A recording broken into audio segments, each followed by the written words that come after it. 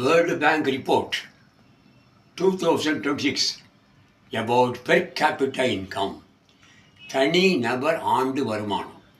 இதை பேஸ் பண்ணி தான் லோ இன்கம் எவ்வளவு, மிடில் கிளாஸ் எவ்வளவு இருக்கணும், அது மாதிரி ஹை இன்கம்னா அது எவ்வளோ அமௌண்ட் இருக்கணும்னு ஃபிக்ஸ் பண்ணியிருக்காங்க. இப்போ லோ இன்கம் யாரை சொல்கிறோம்னா, ஆனுவலாக 1,12,126 rupees ஏர்ன் பண்ணுறாங்களே அவங்க தான் லோ இன்கம் கிளாஸ். அதாவது பெர் மந்த்து பார்த்தா 9,500 rupees. அப்போ மிடில் கிளாஸ் ரெண்டாக பிரிக்கிறோம், lower middle class, upper middle class. இந்த லோயர் மிடில் கிளாஸோட இன்கம், ஆனுவல் இன்கம் எப்படி இருக்குன்னா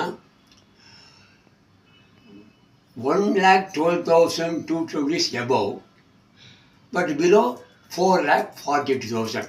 அதாவது 9,500 பெர் மந்த்துக்கு மேலே 36,500 பெர் மந்த்து கீழே இருந்தால் அவங்க லோயர் மிடில் கிளாஸ் குரூப்.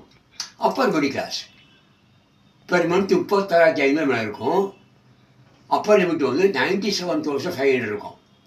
அதாவது 4,42,222 மேலே பெர் இயருக்கு.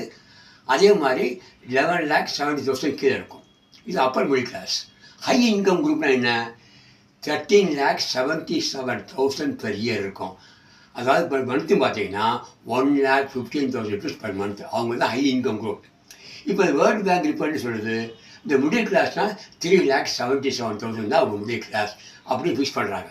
ஆனால் இந்தியாவை பொறுத்த வரைக்கும் 5 ஸ்டேட்டில் இந்த ஸ்டாண்டர்டை விட எக்ஸல் ஆகிருக்கு. டெல்லி, கர்நாடகா, தெலுங்கானா, தமிழ்நாடு, குஜராத். இதில் முதல் 4 ஸ்டேட் அப் டு தமிழ்நாடு வரைக்கும் எபோவ் 5 lakh இருக்குது மிடில் இன்கம் குரூப்பு. குஜராத் வந்து 4,50,000 இருக்குது. See you.